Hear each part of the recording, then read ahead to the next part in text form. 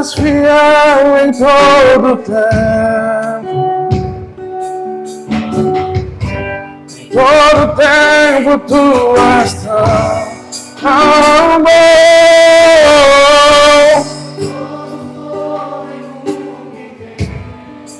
Eu cantarei.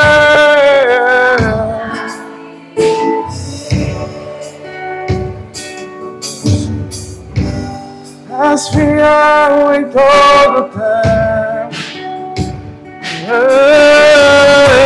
Em todo tempo tu és tão bom.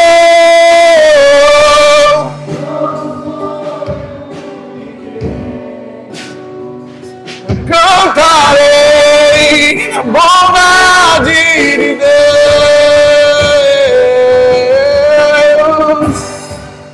Bondade de Deus.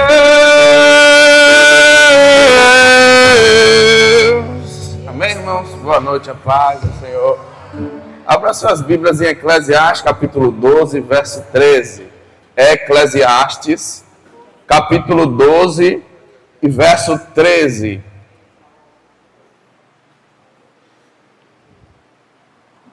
Eclesiastes, capítulo 12, verso 13.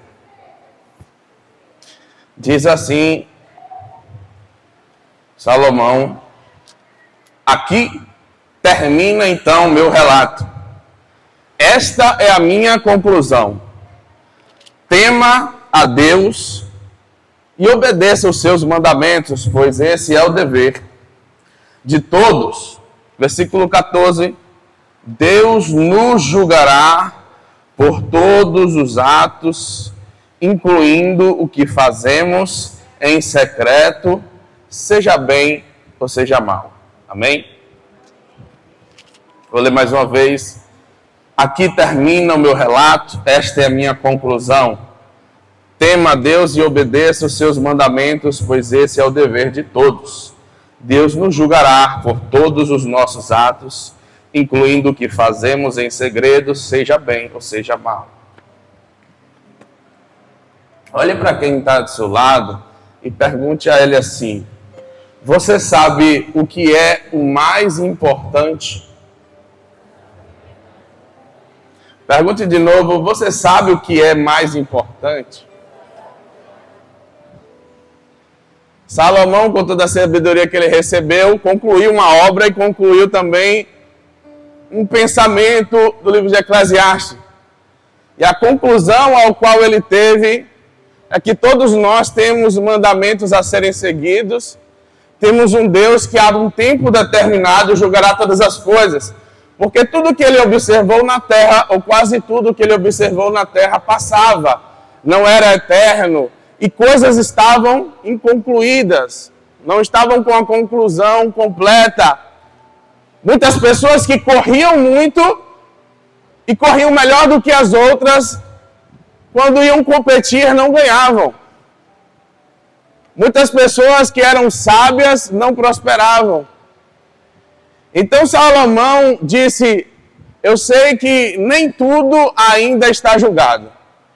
Eu sei que haverá um dia de juízo, haverá um tempo de julgamento, mas assuma, o resumo de tudo que nós temos dito é que enquanto nós estamos prontos aqui, respirando, enquanto nós temos a oportunidade, precisamos viver o melhor de Deus nessa vida e nessa terra. Porque nós não sabemos exatamente como será, quando será este julgamento, porque ninguém sabe o dia da sua morte, ou poucas pessoas têm esse privilégio de saber a data, a hora, o minuto ou o segundo que vão ir embora. E o tempo em que podemos fazer alguma coisa é o tempo presente. A palavra de Deus diz que depois da morte segue-se o juízo, temos apenas uma vida. E essa vida deve ser vivida da melhor forma possível. Jesus disse que os nossos pensamentos, motivações serão julgadas, que nada estará oculto aos seus olhos, pois tudo que está em oculto será revelado.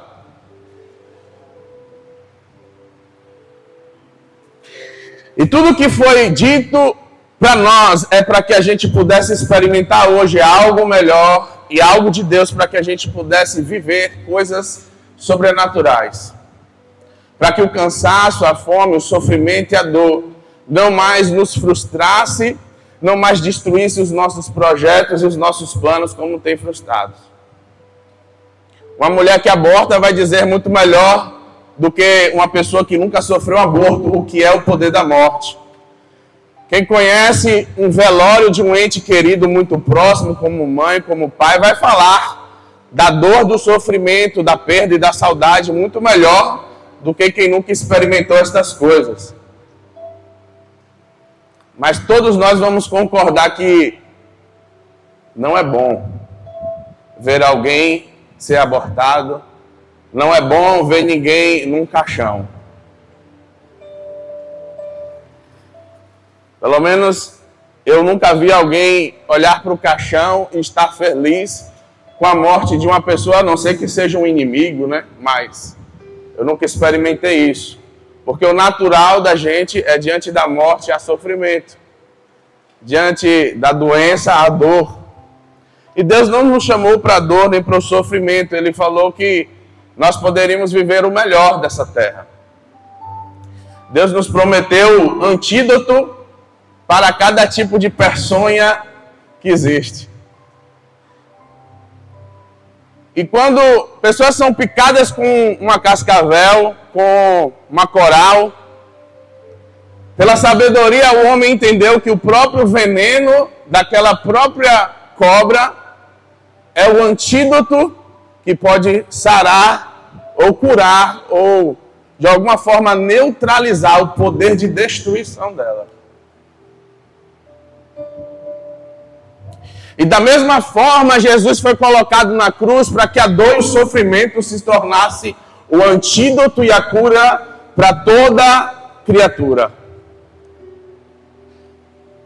Ele falou que quando ele fosse pendurado no madeiro, então nós poderíamos ser sarados, semelhante àquele episódio que Moisés levantou uma serpente no madeiro e pessoas que estavam sendo picadas por aquelas serpentes que estavam morrendo foram instantaneamente curadas porque olharam para aquele animal pendurado numa cruz ou no madeiro. Jesus disse: aquilo que é veneno hoje eu vou tornar antídoto futuramente.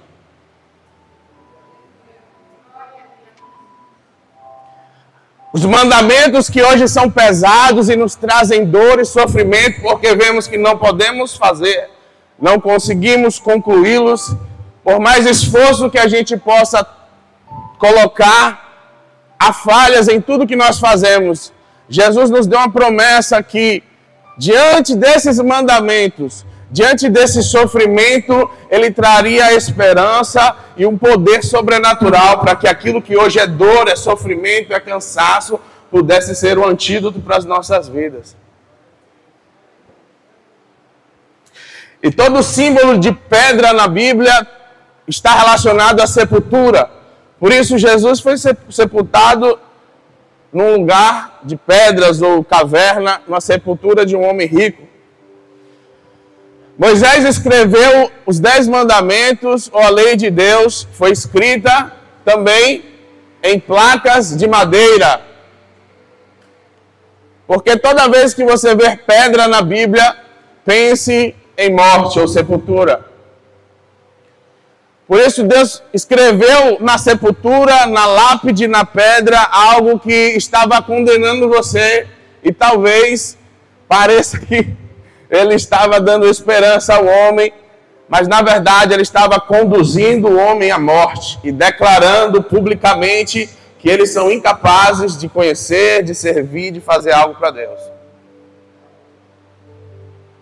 Por isso Moisés falou, diante de tudo que ele viu em Deuteronômio 18, haverá um homem como eu, semelhante a mim, o profeta que virá. E a esse vocês ouvirão, e aquele que não ouvir ele, será sua alma completamente destruída. Esse homem que é maior do que Moisés trará agora novos mandamentos, um poder sobrenatural, uma glória maior. E o ministério que hoje eu escrevo aqui, que é o ministério chamado por apóstolo Paulo, o ministério da morte, vai se chamar o ministério do Espírito Santo, o ministério da vida, porque aonde operava a morte, agora vai operar o poder de Deus e a vida de Jesus Cristo. Deus precisava trazer consciência para o homem que ele é pecador e incapaz de servi-lo, para depois trazer um Salvador e uma esperança. Se você não sabe o quanto você precisa de Deus, você não vai procurá-lo. E qual é um dos maiores problemas do cristianismo no Brasil hoje? É que nós queremos acrescentar Jesus à nossa vida como um adicional para melhoramento. Eu quero melhorar de vida ou de carro, eu quero ter uma melhor família, eu quero ser um melhor homem, então eu vou adicionar Jesus à minha vida. E esquece que para se relacionar com Cristo, nós precisamos não somente perder tudo, mas morrer para nós mesmos. O apóstolo Paulo falou, não vivo mais eu, Cristo vive em mim. Eu estou crucificado com Cristo. E por isso eu posso agora ter a vida de Cristo em mim. E ninguém pode ganhar vida de Deus, poder de Deus, ou viver qualquer experiência sobrenatural com Deus, a respeito da nova aliança, se primeiro não perder todas as coisas, não morrer completamente e não se render a Cristo. Por isso Jesus falou, eu preciso que vocês todos os dias neguem-se a si mesmo. Todos os dias tomem a sua cruz e todos os dias me sigam.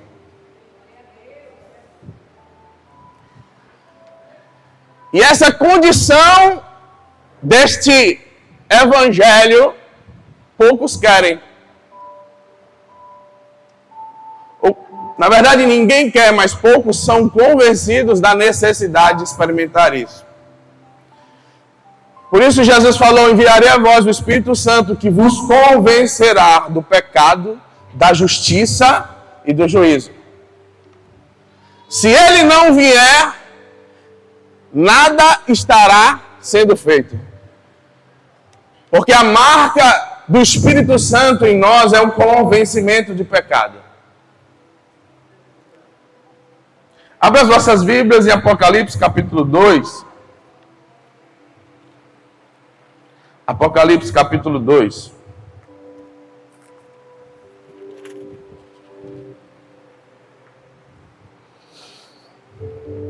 Então, disse Jesus ao apóstolo João, escreva a carta ao anjo da igreja em Éfeso. Apocalipse 2, verso 1. Esta é a mensagem daquele que segura na mão direita as 7 estrelas, daquele que anda entre os 7 candelabros de ouro. Sei de tudo o que você faz. Vi seu trabalho árduo, sua presença, sua perseverança, e sei que não tolera os perversos, examinou as pretensões daqueles que se dizem apóstolos, mas não são, e descobriu que são mentirosos. Sofreu por meu nome, com paciência, sem desistir. Contudo, tenho contra você uma queixa. Você abandonou o amor que tinha no princípio. Veja até onde você caiu. E arrepende-se e volte a praticar as primeiras obras que no início praticava. Do contrário, eu virei até você, tirarei o seu candelabro do seu lugar entre as igrejas. Mas eu tenho outra coisa em seu favor. Você odeia as obras dos nicolaítas, como eu também odeio. Quem tem ouvidos para ouvir, ouça o que o Espírito diz às igrejas. Ao vitorioso darei fruto da árvore da vida que está no paraíso de Deus. Jesus, ele se apresenta em uma faceta, de uma forma. O apóstolo falou que uma das facetas ou uma das formas que Deus se manifesta nas Escrituras é o Jeová Jireh, o Deus que provê as coisas ou prover para si mesmo, o Cordeiro, o Deus de provisão. Mas aqui Jesus está se apresentando para as igrejas e cada igreja ele fala que ele é alguma coisa diferente.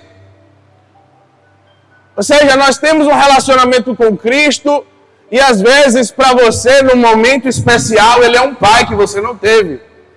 Às vezes, em outro momento, ele é um amigo que você precisa. Às vezes, é um conselheiro que você está confuso e precisa de uma instrução. Para cada situação, para cada pessoa, ele é alguma coisa. Por isso a palavra de Deus diz, eu sou o que sou. Ele é aquilo que você precisa em todas as situações. Ele é aquilo que sacia a sua sede em todas as suas situações. Ele é tudo que você precisa. Na fome, ele é alimento. Na sede, ele é a água. Em tudo que você precisar, Jesus está ali disposto para mostrar a você que na hora da doença ele é médico. Que na hora do confronto ele é o Deus que traz a paz. Que na hora da guerra ele é o Deus, Senhor dos exércitos, que guerreia contigo as batalhas. Deus, ele se manifesta a todas as pessoas de formas diferentes, de acordo com o tempo, as circunstâncias que você está fazendo, mas ele é supridor de todas as suas necessidades. Por isso o Senhor é o meu pastor e nada me falta. Em tudo ele está me satisfazendo, me auxiliando, porque a sua presença está comigo.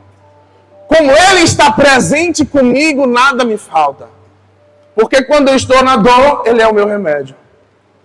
Porque quando eu não estou na paz, ele é a minha paz, o meu shalom. Ele fala que vê todas as coisas e sabe de tudo que eles estão passando. Para todas as igrejas, Jesus vai falar a mesma coisa. Eu tenho visto as suas obras e eu sei o que vocês estão fazendo. E ele vai trazer todas as vezes um diagnóstico bem específico e vai caracterizar cada igreja. Isso quer dizer que ele sabe cada um de seus problemas e sabe exatamente o que você está passando em todos os tempos, em todas as suas necessidades. Ele está dizendo, eu sei o seu esforço, eu sei o que você está fazendo e eu sei também o que você deveria estar fazendo e não está fazendo. Ele é um Deus justo que vai falar para você, olha, nisto eu tenho porém contra ti. Mas nisto aqui eu estou a seu favor. Eu quero que você continue e parabéns. É quando meu filho está se arrumando e ele consegue botar o sapato. Eu falo parabéns para você. Mas às vezes ele está demorando ou ele não quer fazer alguma coisa. Eu falo, isso porém eu tenho contra ti. Se arrependa. Se ajeite. Não vergonha. Bora logo. Tá chegando a hora. E Jesus está fazendo a mesma coisa com a igreja. Ele está falando, eu vejo, eu conheço, eu participo, eu estou presente, eu estou vendo tudo, eu estou com você, porém eu não estou me agradando de tudo, mas tem coisas que eu estou muito, muito feliz. Ele é um Deus que está conosco, participando, e quem perde esta certeza de que Ele está em tudo, Ele está comigo em todos os momentos, perde o temor. Não consegue ver as coisas como se Deus estivesse ali. Ele consegue fazer, falar, pensar em secreto ou até mesmo em público, a depender do nível de frieza que ele está, coisas que é como se Deus não estivesse vendo, que é como se Deus não estivesse participando. Essas pessoas perderam total prazer de ter a presença de Deus, porque quando Ele está presente, Ele me constrange, eu não consigo fazer, nem falar, nem pensar as mesmas coisas, porque a presença dEle me guia à justiça. A presença dEle me constrange a não ir além do que eu estou tentando ir. Porque Ele é aquele que diz, basta, para, tá bom, chega. Ele me repreende, Ele me controla e Ele me guia. E Jesus está querendo parar uma igreja de fazer coisas erradas, mas está incentivando elas a continuar e a não perder coisas que ela está fazendo que vale muito a pena fazer. Ou seja, ele está falando, se eu estivesse aí, no lugar que você está fisicamente, eu estaria fazendo a mesma coisa que vocês estão fazendo.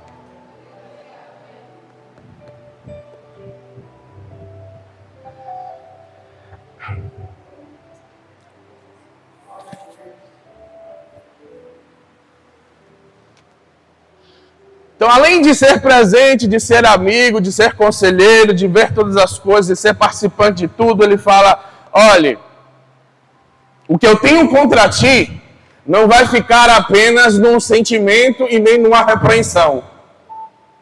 Eu vou lhe dar um tempo até que você mude a sua posição. Mas se eu vier depois disso, de ter falado com você, de ter lhe instruído que eu não gosto dessas coisas, aí o negócio vai ficar feio.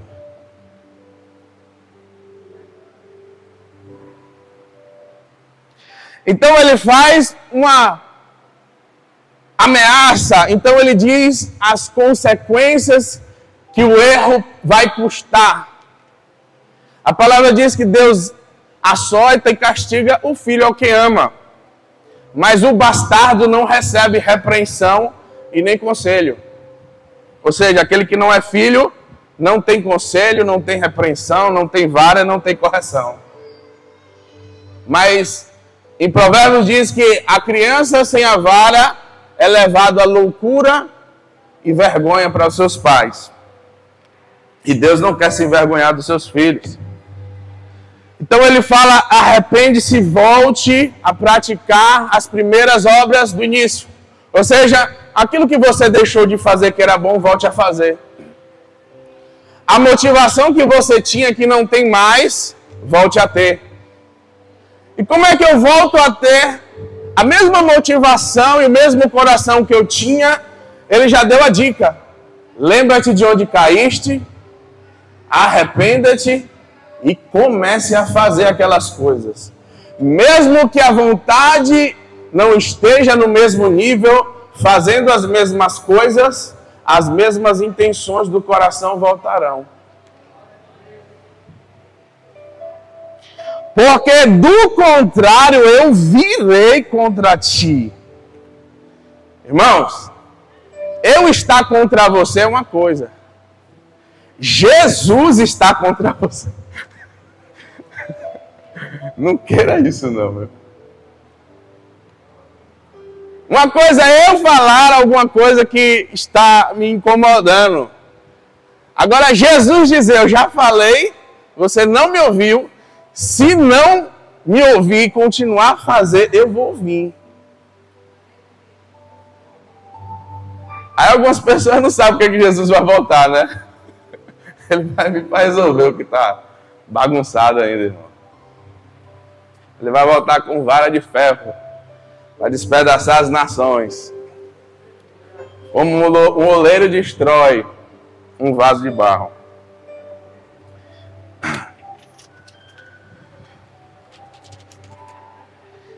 E depois de falar as coisas positivas, falar as coisas negativas, ele entrega à igreja duas coisas importantes que eu quero que você preste bem atenção.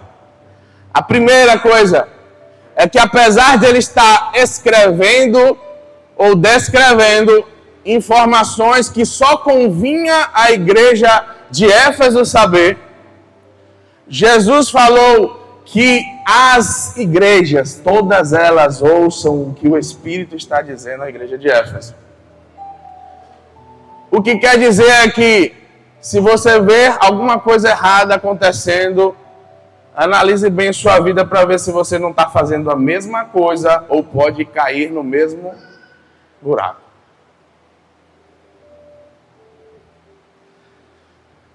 Porque tem gente que ouve tal pessoa, tal coisa aconteceu, tal coisa está errada, né? Vamos picar-lhe o pau nele, e taca-lhe língua. Mas Jesus fala: ouça como se aquela repreensão fosse para você mesmo primeiro. E aí ele diz: quem tem ouvidos, então ouça o que o Espírito está dizendo, não à igreja de Éfeso, às igrejas todas. Mas aquele que for vitorioso, eu darei o fruto da árvore da vida que está no paraíso de Deus. Ou seja, na igreja terão vitoriosos. Quem são os vitoriosos da igreja de Éfeso? Aqueles que arrependeram, aqueles que voltaram ao primeiro amor e às primeiras obras ao qual faziam. E continuaram, falando ou contradizendo os nicolaítas e os apóstolos que eram falsos. Esses vitoriosos terão recompensa, mas aqueles que não deram ouvidos terão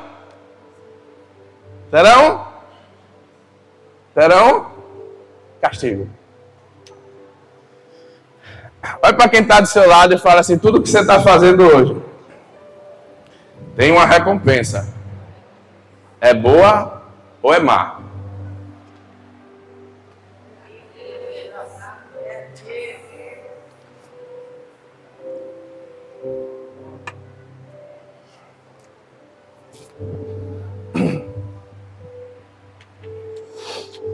Por isso Salomão disse que o resumo de tudo que nós temos dito a vocês é que os mandamentos devem ser guardados e Deus irá julgar, Deus irá condenar, Deus irá trazer à luz as suas obras que são feitas em secreto, os seus corações, suas intenções, sejam elas boas ou sejam más.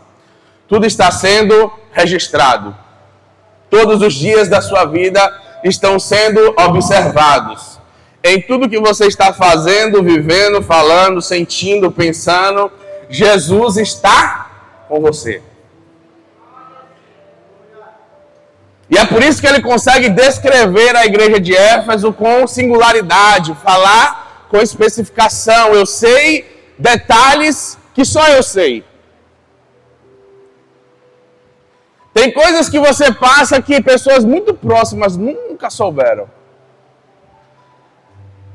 E ele consegue tratar com você com individualidade, falando: eu sei exatamente o que você passou, o que você pensou, como foi que você ouviu, aonde foi, em que situação você estava. Eu sei de todas as coisas. E ele está anotando, irmãos. Um dia você será julgado por isso. Por isso, como é que você está vivendo? Como é que você está vivendo? Então, o que é importante saber de tudo que Deus tem tratado conosco é que o problema que nós criamos, Deus já enviou uma solução. Os problemas que a igreja de Éfeso estava vivendo, Jesus teve uma palavra de diagnóstico, trazendo uma correção, uma solução. Ou seja, Deus diagnosticou o problema do homem. Eles pecaram, me traíram, perderam a glória, foram destituídos da minha glória, estão distantes de mim, não sabem mais quem são. Por isso que Deus perguntou a Adão: Adão, aonde você está? Porque ele não estava mais localizado, nem Deus não sabia onde estava. A segunda pergunta que Deus falou: onde está o seu irmão? Porque perdemos a conexão e o amor de Deus, e agora nós estamos em guerra, desprezando uns aos outros e não mais amando uns aos outros, como no princípio. Deus falou: eu estou diagnosticando problemas, estou querendo mostrar ao homem que há uma solução, e todas as soluções estão apenas em um homem chamado Jesus Cristo.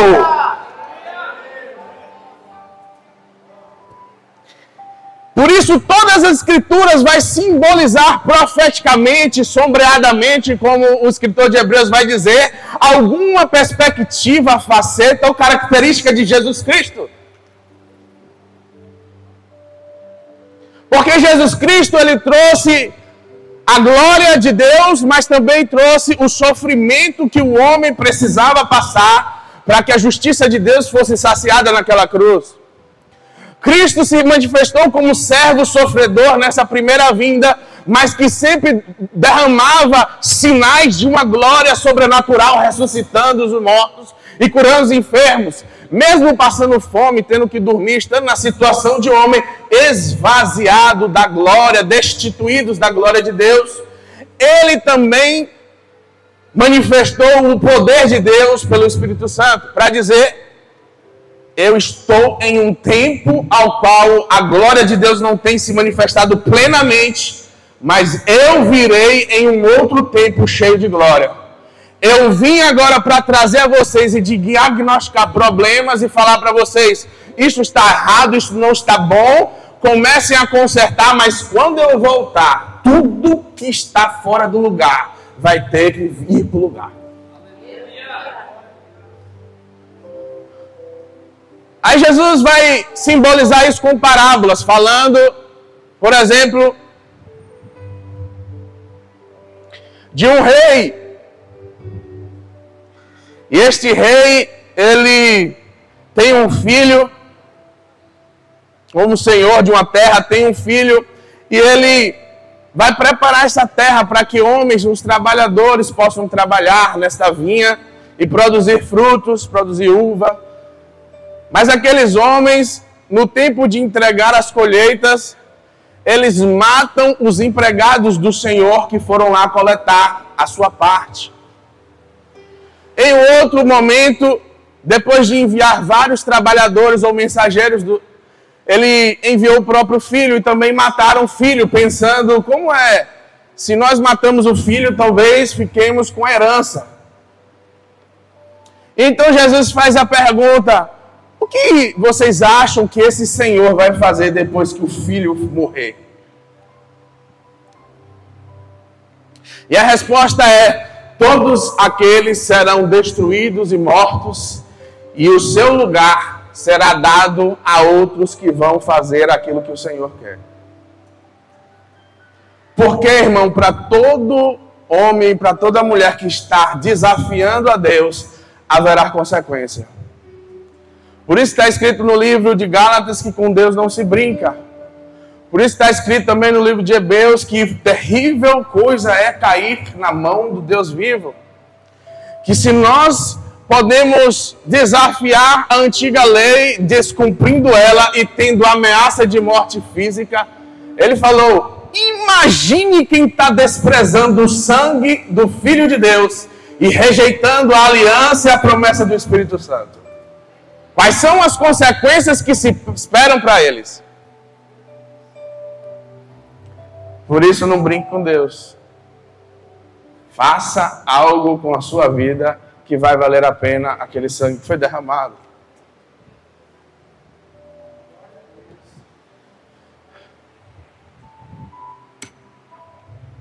No livro de Esther, nós temos a história de um rei que manda chamar uma mulher chamada Vasti, que era a rainha, e aquela rainha se rebela contra o rei. Logo que ela se rebela contra o rei se ira. E então o rei toma uma decisão. Eu vou substituir a rainha e colocar outra no lugar.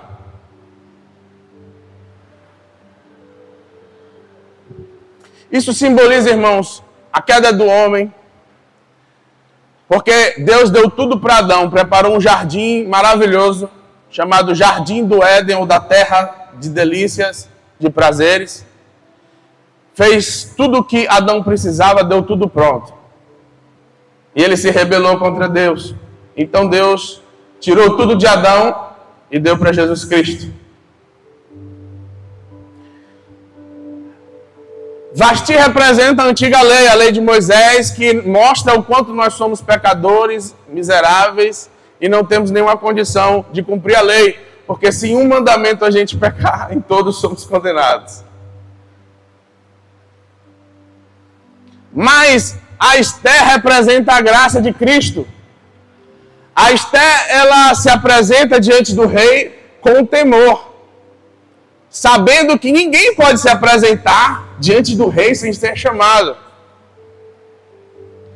Por isso que, quando nós vamos a Deus, nenhum homem pode chegar diante de Deus e não ser condenado. Mas aquele que recebe a graça de Cristo, o revestimento do sacrifício dele, ele pode chegar a Deus pela sua graça e pelo seu amor. Por isso o apóstolo Pedro vai dizer que somos eleitos como sacerdotes e reis de uma nova aliança. Uma nova nação santa que foi adquirida, foi comprada por um preço de sangue. A Esther não se apresentou antes de passar 3 dias em jejum, porque 3 dias seria o tempo que Jesus passaria no ventre da terra morto. A Esther simboliza a ressurreição de Cristo, a glorificação, porque Jesus somente se apresentou diante de Deus após ter o sacrifício ser revelado e ele subir aos céus. Então, em todas as escrituras, você pode ver Jesus sendo o centro. Quando Esaú estava perdendo a primogenitura com Jacó, Jacó representa o homem caído, a velha aliança. Esaú representa o sangue do cordeiro, porque ele era peludo, e Esaú significa vermelho como sangue. Quando ele se reveste de Esaú, ele entra na presença do seu pai para receber a bênção. Assim também nós recebemos a bênção na presença do nosso pai, porque nos revestimos do nosso irmão mais velho, que perdeu algo por nós.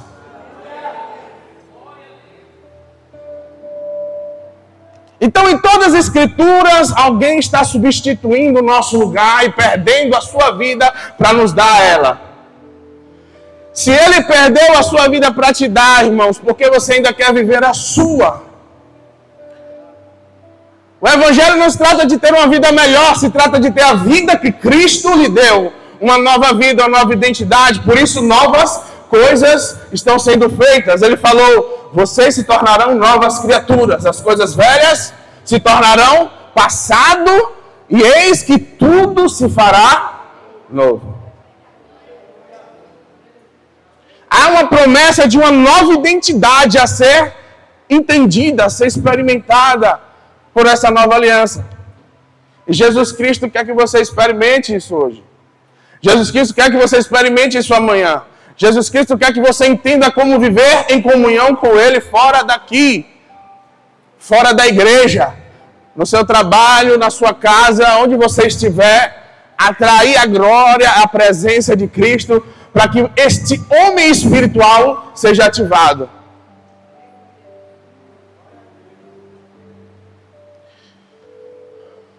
Quem tem carro vai entender, mas quem tem casa vai entender também. Quando nós temos uma casa, nós precisamos fazer faxina, limpeza e às vezes reformas. Essas reformas, meu bispo sabe melhor que ninguém que ele é pedreiro, essas reformas elas podem ser preventivas, mas podem também ser para conserto, ou seja, um telhado que é retelhado, uma madeira que é trocada porque está podre, mas ainda o telhado não caiu. Então faz-se uma manutenção preventiva. Mas como aconteceu agora em Salvador, ali naquela igreja católica bem bonita, né, que tem várias coisas banhadas a ouro, caiu o telhado e uma pessoa morreu, e muitas ficaram feridas. Por que chegou a esse ponto e a essa catástrofe? Porque não houve uma manutenção preventiva. Ou seja, você vem para a igreja e quer um conserto de Deus, mas esquece de dar uma manutenção preventiva em casa, no seu quarto, no seu trabalho, você não ora. Muitas vezes as pessoas passam muitos dias, mas não conseguem passar um dia ou algumas horas do dia em jejum, buscando a Deus, passam muito tempo distraído com o entretenimento, mas não conseguem ler a Bíblia. Tem cristão que nunca leu a Bíblia toda, irmãos. Se você gastar 15 minutos do seu dia por dia, você lê a Bíblia um ano. 15 minutos com a Bíblia na mão, lendo, devagarzinho. Essa é a média que uma pessoa precisa para ler a Bíblia um ano. Se você gastar 45 minutos, você lê ela em 6 meses.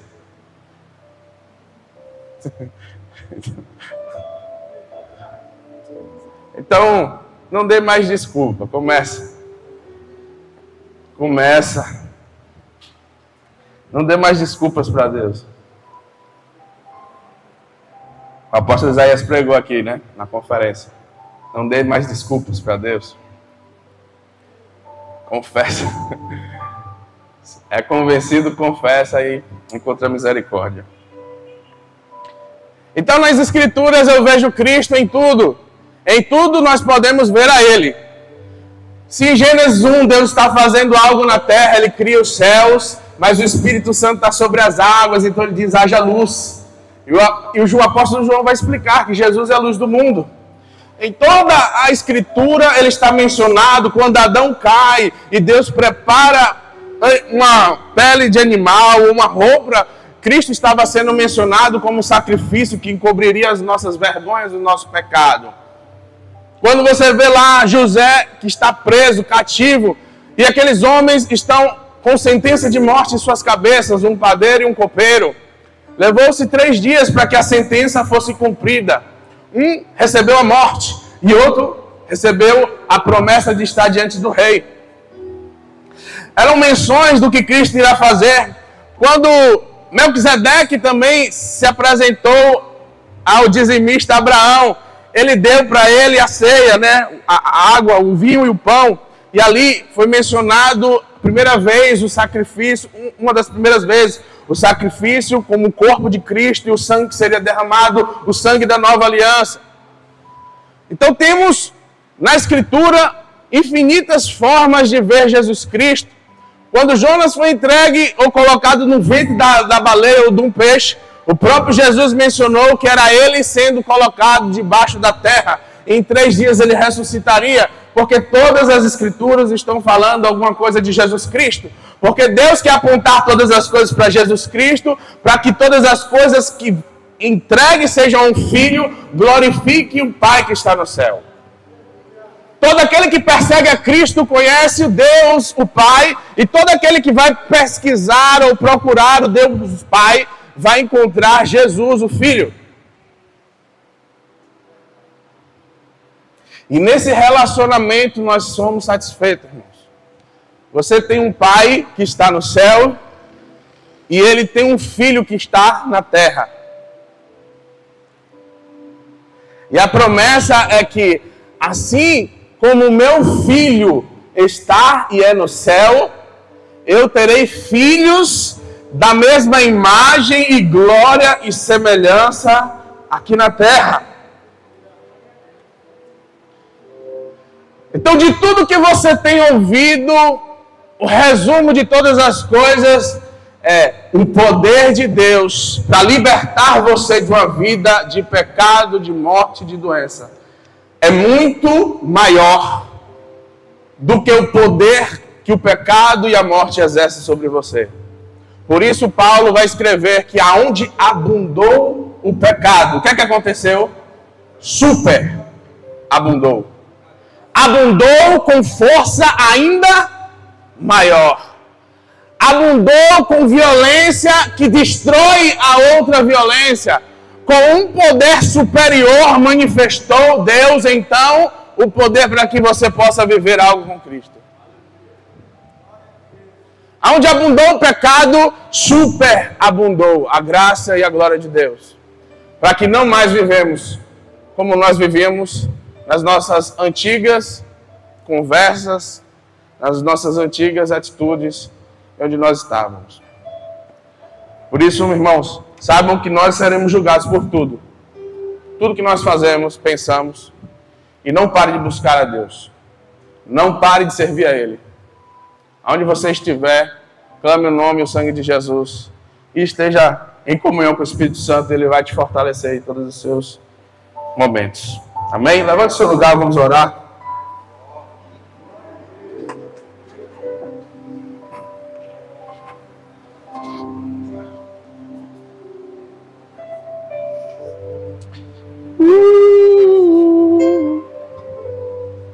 Labanto, rebadagassore,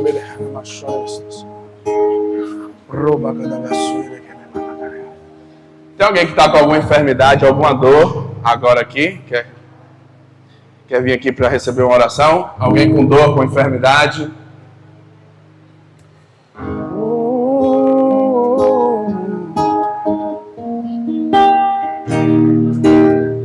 Tem alguém? Amém. Todo mundo sarado?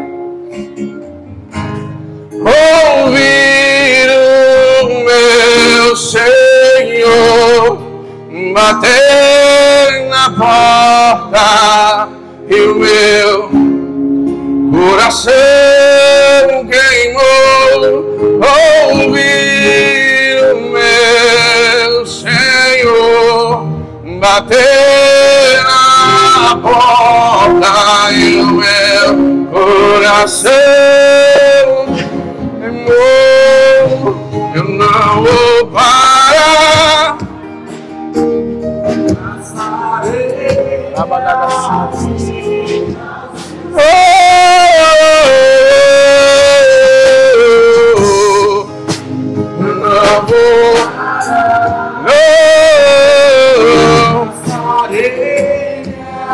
Minha vida aos seus pés.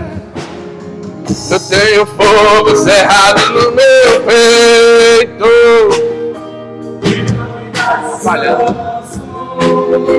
Eu não tenho descanso. Oh, Fogo cerrado no meu peito, não me dá descanso. Eu não tenho descanso. deixa queimar, Deixa queimar, deixa queimar,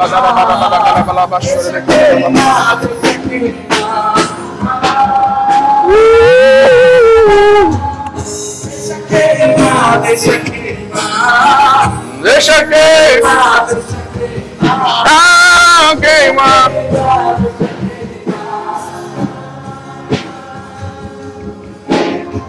Eu tenho fogo cerrado no meu peito, não me dá descanso.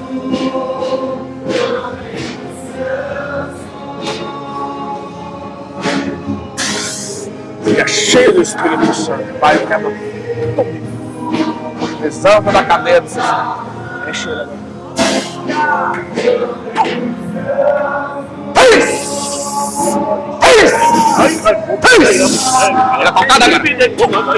É cheio da glória.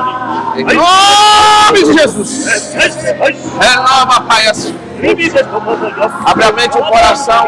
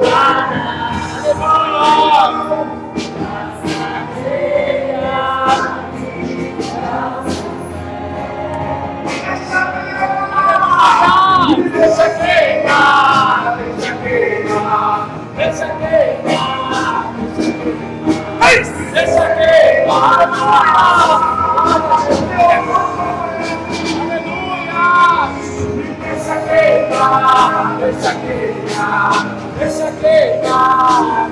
queimar, deixa queimar, deixa queimar.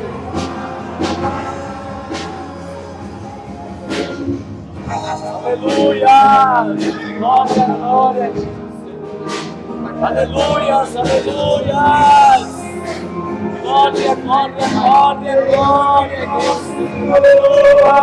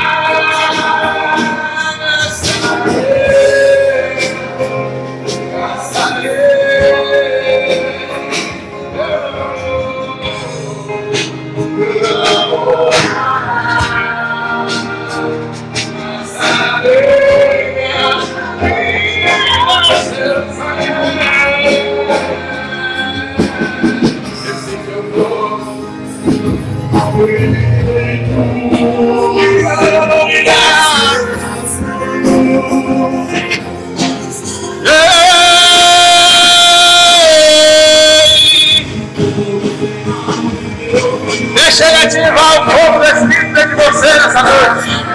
Deixa ele dar o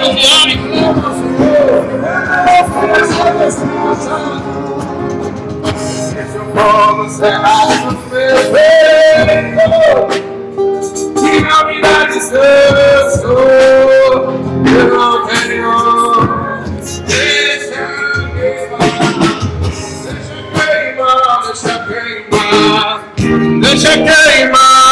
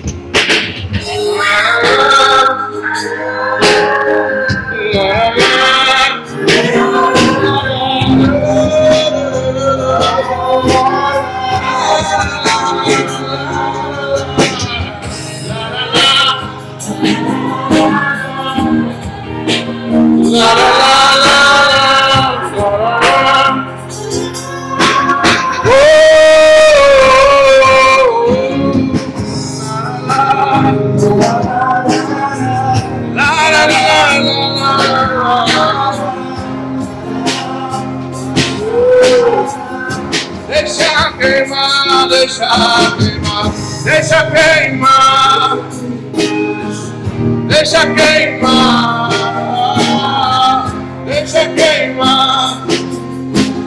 Oh, deixa queimar, deixa queimar.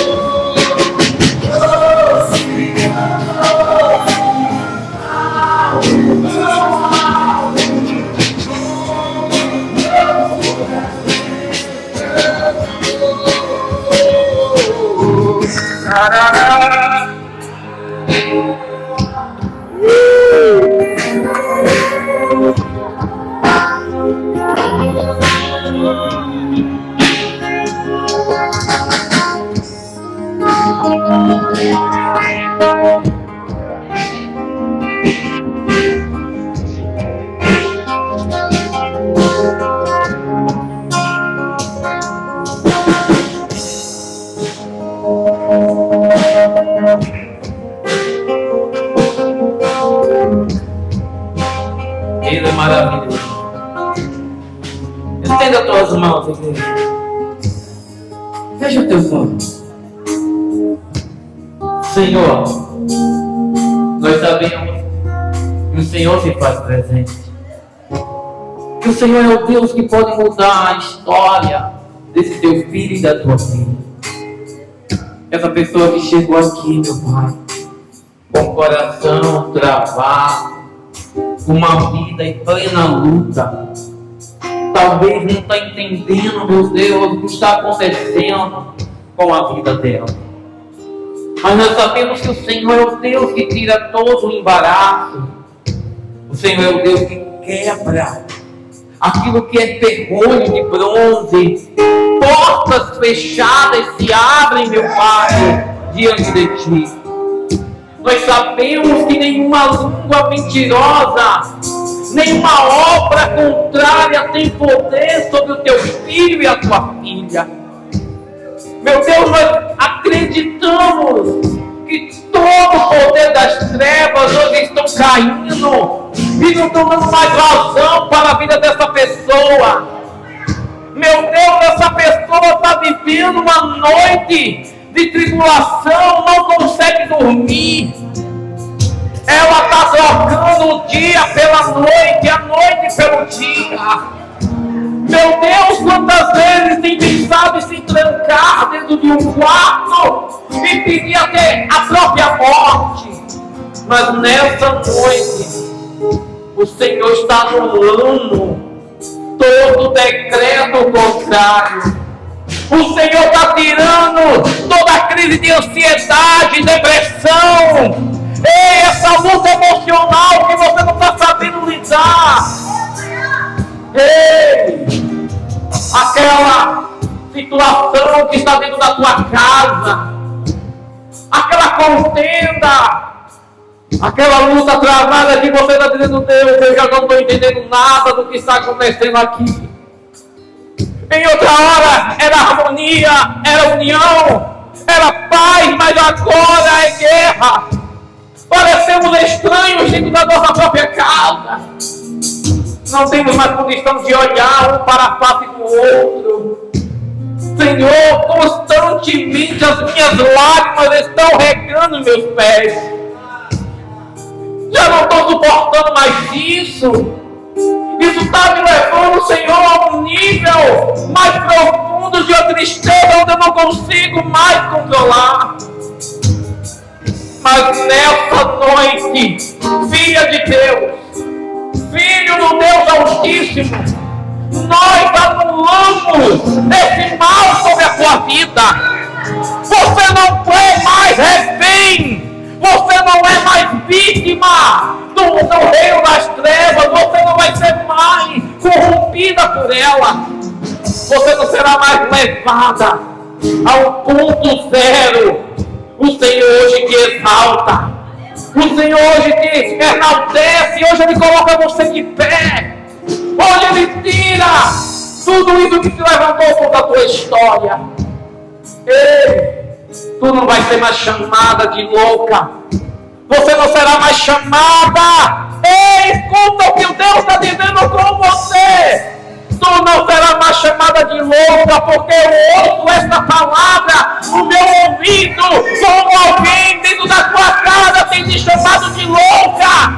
E Deus está dizendo que você não será mais chamada de louca, porque eu ouvi aquela palavra. Eu ouvi aquela maldição sobre a tua vida. E hoje estou quebrando esse mal. Estou tirando você por cima. Receba aí essa renovação do meu Espírito sobre você. Ei, andararabasai. Hoje está sendo anulado. Toda situação contrária está sendo anulado hoje. Escuta isso. Hoje estamos decretando sobre a sua vida. Escuta, não haverá morte, mas sim haverá vida. Não haverá escassez, mas haverá abundância sobre a sua vida. O Senhor está trazendo para você. Ele está mudando essa situação. Você não será mais a mesma. Ei, você não vai viver mais dessa maneira, sendo escrava das palavras negativas. Você não será mais escrava dessas palavras que têm machucado o teu íntimo. O Senhor está falando contigo nessa noite. Ei, Ele está tocando na tua alma. Ele está sarando você pela sua raiz. Ei, você tem um relacionamento com Deus e não com as palavras que o homem lança para você. O Senhor diz que você é uma bênção. Você é uma bênção dele. Então você será essa bênção. Hoje esse mal está sendo quebrado. Esse mal está sendo extraído da tua árvore hoje. Eu estou vendo a lâmina do Senhor raspando e tirando as cascas que estavam podres da tua árvore. Ele está dizendo para você, vai ser totalmente diferente agora. Ei,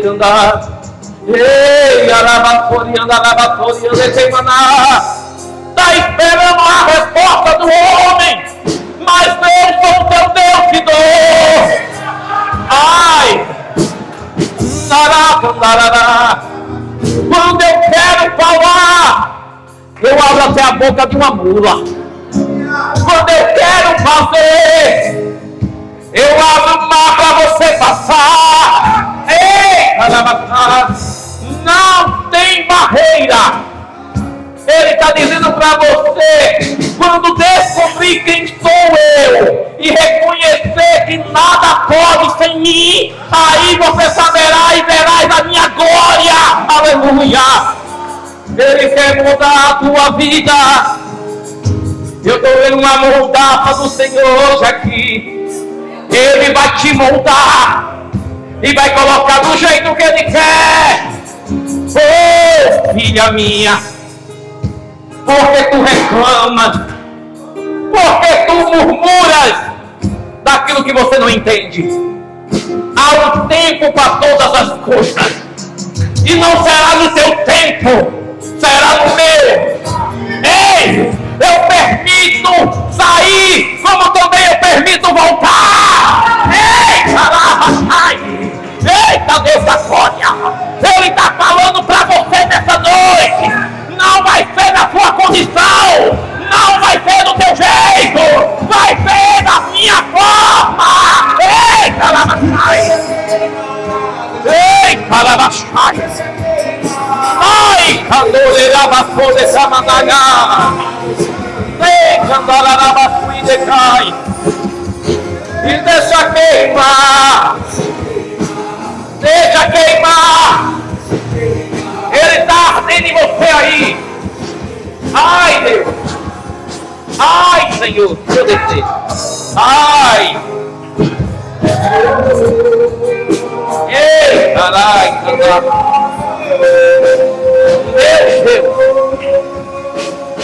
Ei. Nai, não te conheço. Mas o Deus que está na minha vida te conhece, mulher. E ele diz assim: por que tu te preocupas tanto? Porque tu pensas que porque pela porta passou e foi embora, acha que não volta mais? Eu sei o tempo certo para agir. Não é na tua hora. Não é no momento que você quer. Porque o Senhor diz assim: eu sou o dono, eu sou o oleiro. E eu estou moldando o vaso. Vou te lapidar. Vou deixar você do meu jeito. Estou lhe tratando, estou colocando você na minha mão. Para você entender o que eu quero contigo. Ah, filha, tu saíste querendo uma resposta hoje aqui neste lugar. Pedindo: Senhor, fala se vai acontecer ou não.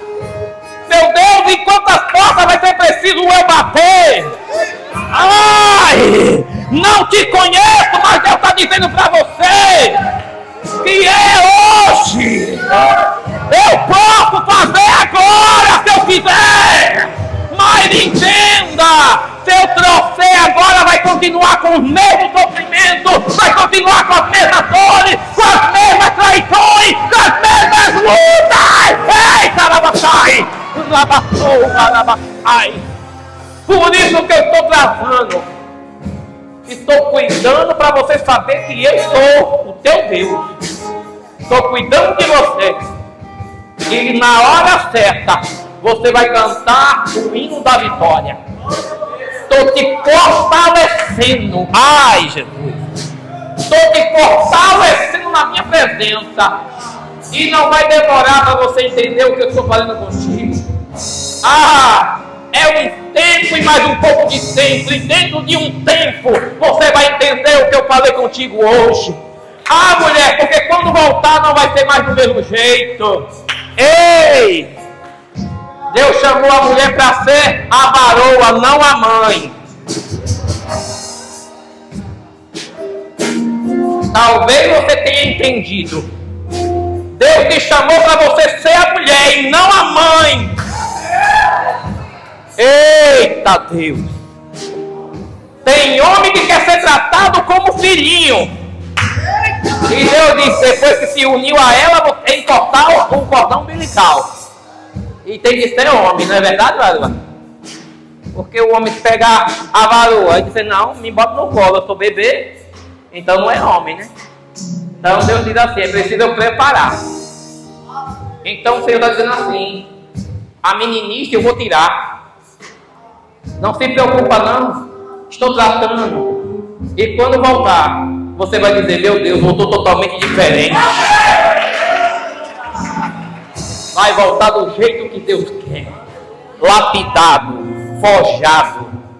E toda forja tem um processo. Uma hora vai passar pelo frio e outra hora vai passar pelo calor.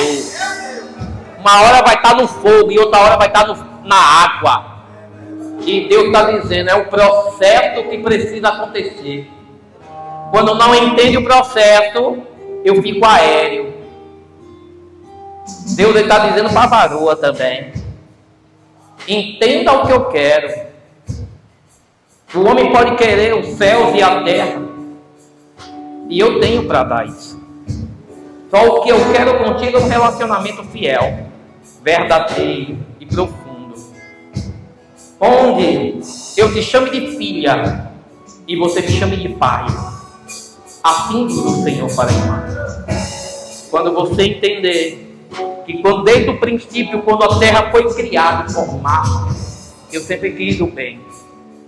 Sempre quis que os meus filhos fossem abençoados em abundância na face da terra. E Ele quer tratar você, filha. Quer aproximar você dele. Toda prova que uma pessoa passa não é para ser distanciado, mas sim para ser aproximado dele.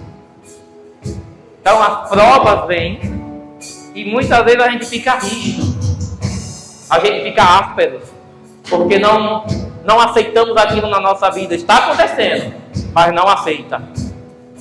E o Senhor diz assim: quanto mais resistência tem, mais longo fica o deserto. Quanto mais não quer me ouvir, mais volta dará. E o Senhor está dizendo: ou você para e vem correndo para a minha presença da maneira que eu te chamei, ou o negócio vai começar a ficar diferente para você. Então, aonde era para você atravessar em poucos dias, vai ficar dando volta anos e anos e anos, até você entender que eu te coloquei para tomar posição e alinhamento e estar firme na minha presença. Você entende isso, filha? Então, tome posse. Tome alento do teu lugar, do teu espaço que Deus já te colocou. Ele quer você nos pés dele, buscando a face dele. As demais coisas serão acrescentadas. Então acredite somente nele. Senhor, eu quero a ti. Eu quero estar contigo. Aonde o Senhor estiver, eu quero estar. E ele diz: eu estarei com meu Pai, e lá eu vou preparar lugar para vós. Você quer estar com Deus? Mas o que eu preciso fazer? Me entregar a Ele primeiro. Se eu não me entrego, eu não estarei com Ele. É como um casal de namorado, onde o homem pede a moça em casamento. Ela vai ter que se entregar para ele. Qual é a palavra para a entrega? Aceita sim ou não? Sim. Então, a partir daquele dia, coloca uma aliança no dedo e ali ela se entrega para ele. Bem assim, é aceitar Jesus. É uma entrega. Eu preciso me entregar para ele. E assim ele vai tomar conta da minha vida e do meu viver. E a partir de agora eu acredito que tudo será diferente. Amém? Então, são decisões a ser tomadas. E se a irmã já é cristã? Não, né? Parece que eu estou falando com a pessoa certa, né? Então, hoje eu faço um convite à irmã. Quer mudar de história? Quer mudar a sua vida? Quer mudar? Quer mudar a sua vida? É decisões tuas. Eu não posso mudar a tua vida. A única pessoa que pode mudar a sua vida é você mesmo. É com a tua decisão. Decisões e ações são tomadas pela própria pessoa. Jesus diz assim: diga o que tu queres que eu te faça. Então é você que vai dizer para ele. E ele vai fazer na tua vida. Então hoje eu pergunto à irmã: quer aceitar Jesus como Senhor e Salvador da tua vida? Quer aceitar Ele? Para mudar a tua história? Eu não estou me chamando para ser crente não. Eu também não sou crente. Eu estou me chamando para aceitar Jesus, para ser irmão e entender que você é filha do Pai dele. Nós somos filhos adotivos. E Ele está dizendo: eu te chamei como filha. Não é você que escolhe. Quer aceitar Jesus hoje? Sim ou não? Depende de você. Quer? Ou vai continuar levando a tua vida na força do teu braço? E quando a força do teu braço acabar? E quando você não tiver saúde? E quando você não tiver mais juventude? Aonde a tua alma vai estar? O que adianta o homem ganhar o mundo inteiro e perder a tua alma? Aí Jesus está dizendo: quer perder? Ou você quer ganhá-la? O momento é agora. Não deixe para amanhã aquilo que você não sabe. O amanhã pertence só a Deus. E Ele está te chamando. Quer? Nem por força, nem por violência. É a tua vontade. Amém? Quer Jesus? Já tem Jesus na tua vida? Como é que você tem Jesus? Você tem Jesus? Você tem Jesus na tua vida? Você obedece?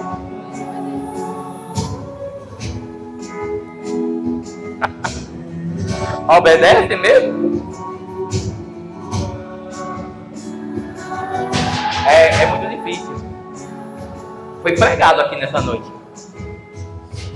Então, é uma questão de percepção, né? Todo mundo diz que tem Jesus. Todo mundo diz que tem Jesus.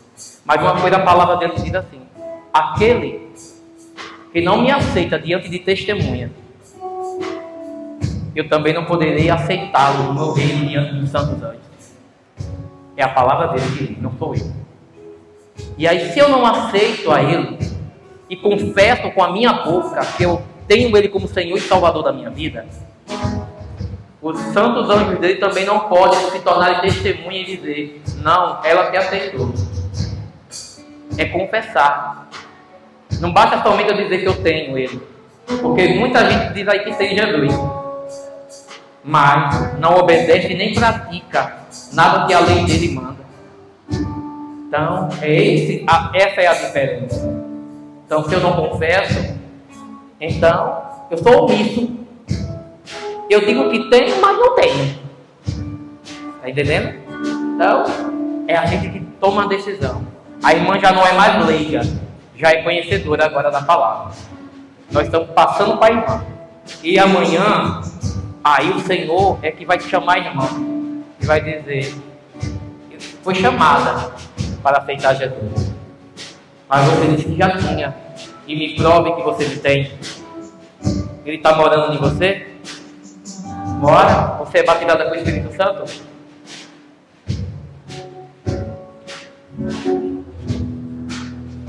Aquele que é nascido da carne é carne.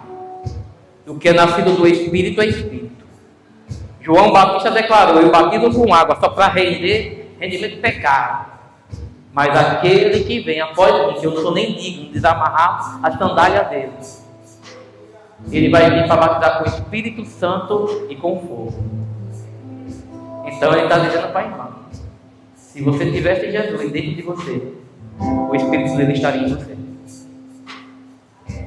Está entendendo? Então é diferente. Eu posso dizer para todo mundo que eu tenho Jesus, mas só com o Espírito dele dentro de mim. Por isso que eu tenho que seguir o que ele fala, que ele veio para remir os pecados e me dar a minha identidade. Eu não sou melhor do que a irmã, mas eu entendi também que eu precisava de Jesus na minha vida. E eu abracei Jesus. E daí por diante eu me tornei uma nova criatura. Eu não esperava mais ficar sentado numa cadeira para alguém ser direcionado para mim. Eu me investi o Pai. Eu me tornei um canal de bênção para a vida das outras pessoas. É isso que Jesus faz na nossa vida. Ele transforma a gente. E Ele quer transformar você. Por isso, eu não posso dizer que eu conheço Jesus, que eu tenho Jesus, ao qual eu não tenho intimidade com Ele. Então é totalmente diferente. A palavra diz, naquele dia, muitos vão chegar para mim. Eu falei, eu disse isso, eu fui usado, mas Jesus vai dizer, apartai-vos de mim, porque eu não te conheço. É a palavra do Senhor. Ele sabe quem tem intimidade com Ele, quem tem relacionamento verdadeiro com Ele.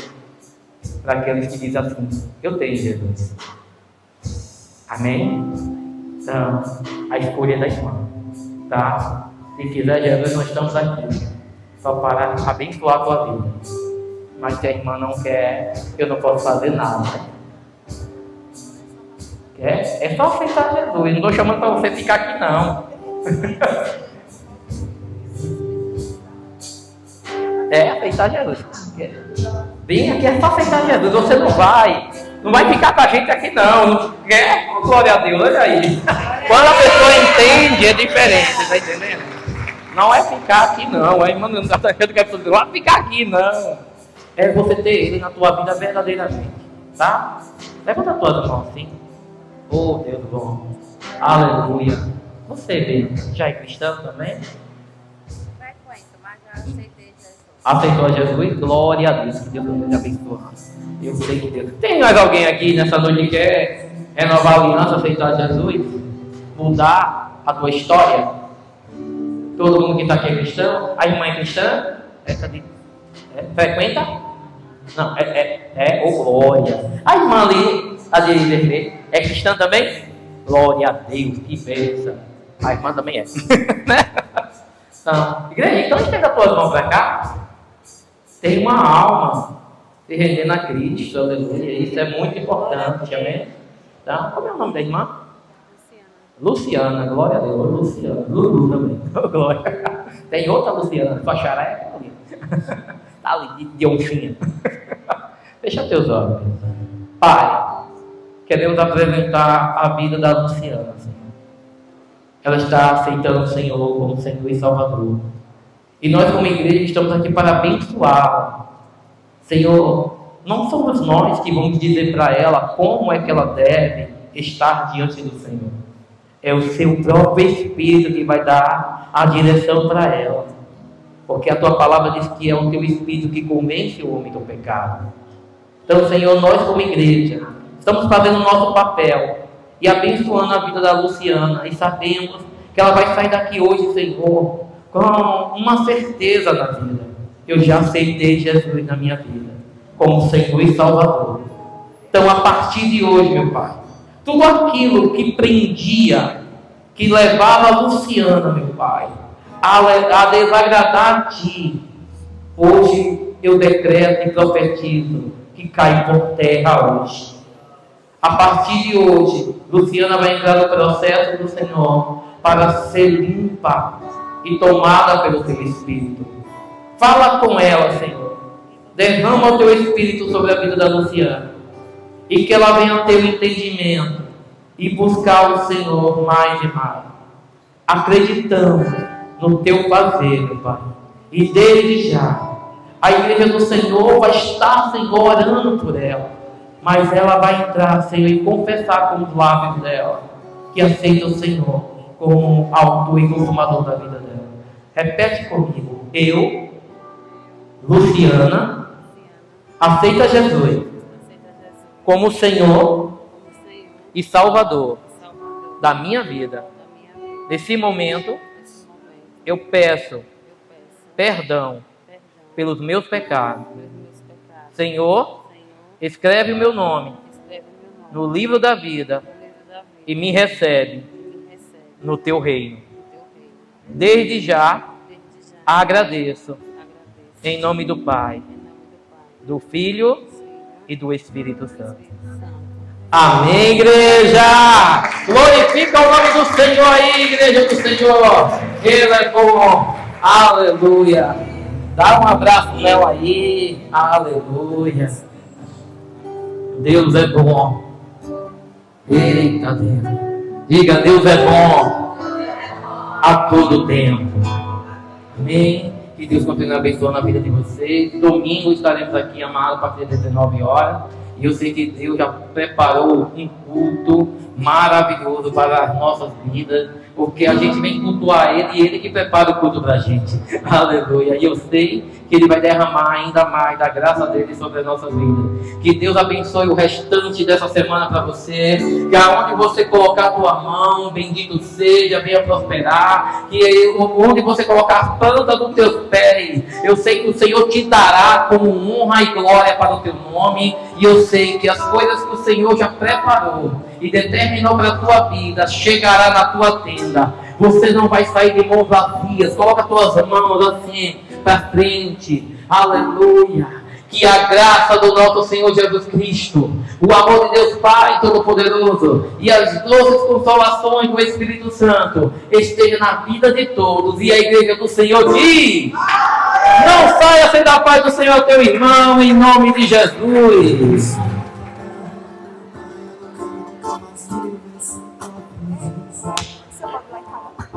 Quando?